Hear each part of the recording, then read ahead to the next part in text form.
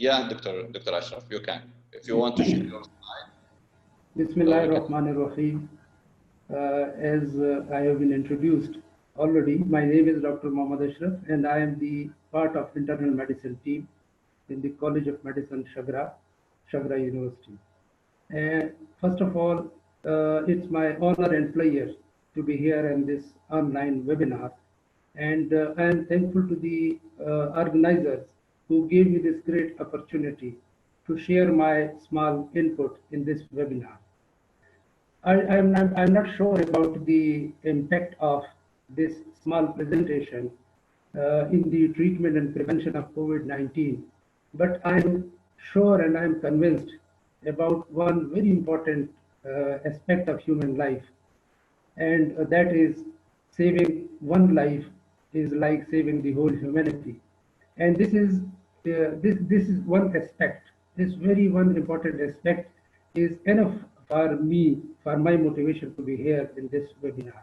And I hope that this tiny effort of mine towards the achievement of this great goal to deal with the COVID-19 pandemic will come up to the expectation of this honorable forum. So I will share my screen with you people so that we can go with our presentation. Is developed in the context of COVID-19 pandemic. It does not replace any routine clinical trials already in place in healthcare facilities. For example, Manchester trial system are equivalent. As I already said, that already there are so many triage protocols are already in place in the world, like Manchester triage system. So they are in place, they are being followed by different hospitals. But this triage is particularly, or this triage SOP, standing operating procedure, which we are discussing at this moment, are basically related to COVID-19 pandemic, and for the other cases like war casualties or trauma casualties, we should follow the other standard triage system in place. Now, COVID-19 transmission. The main route of transmission of COVID-19 is through respiratory droplets generated when an infected person coughs or sneezes. Any person who is in close contact with someone who has respiratory symptoms, for example, sneezing, coughing, is at risk of being exposed to potentially infective respiratory droplets. Droplets may also land on surfaces where the virus could remain viable for several hours to days. This is very important that the only it is not a droplet infection. These droplets land on the surfaces like table, chairs, bed, or other surfaces, and the viability of these viruses is from several hours to days. So transmission through contact of hands with contaminated surfaces can occur following contact with the person's mucosa, such as nose, mouth, and eyes. That is the reason that we are advised that we should wash our hands frequently, because when we are touching these surfaces where this virus may be there on those surfaces, so that when we wash our hands, so it will go away. Because if we wash our hands with soap for 20 seconds or with the alcohol-based sanitizer, so this virus cannot sustain this soap and this alcohol-based sanitizer, and it will be washed away. And then again, for example, if we are touching our hands with nose, mouth, or ears, so then inshallah this will not be transmitted. This virus will not be transmitted because it has been washed away with the when we wash our hands. What patients can do before and upon arrival to a healthcare facility. So what is the role of the patient regarding in this COVID-19 pandemic? So they should inform healthcare providers if they are seeking care for respiratory symptoms. For example, cough, fever, shortness of breath, by calling ahead of time.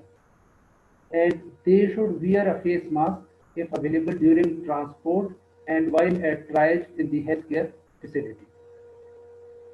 Notify triage registration desk about respiratory symptoms as soon as they arrive.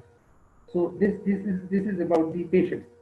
they should inform the Valentine that I am having these symptoms, and they should inform the healthcare facility that should I come.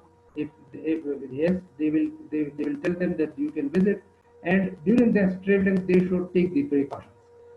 And when they reach to the hospital or the healthcare facility, the registration desk is the main place, trial registration desk, where they should report for their care. Wash hands at healthcare facility entrance. This is for the patient.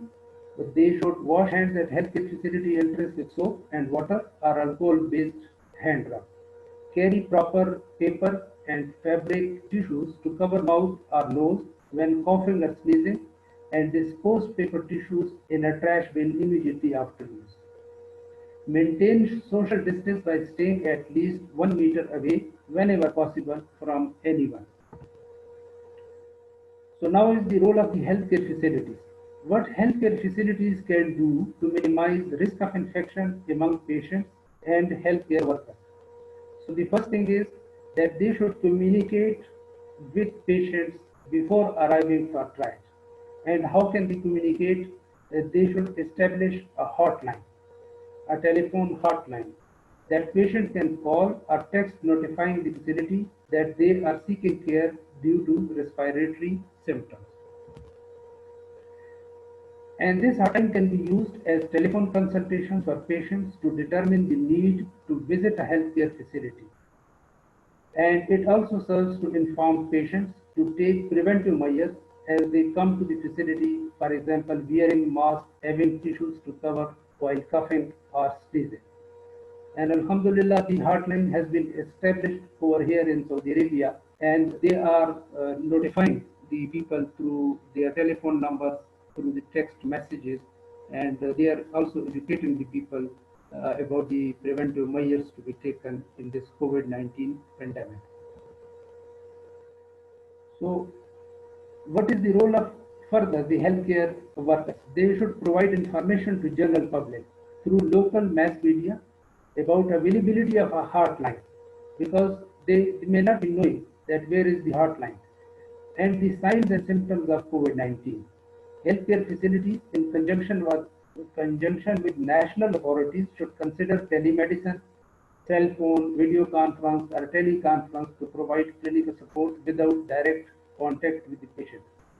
Here I would like to use this forum to tell that here in Saudi Arabia, the text messages are coming from the government authorities, and they are educating the people, and they have given this hotline, and they are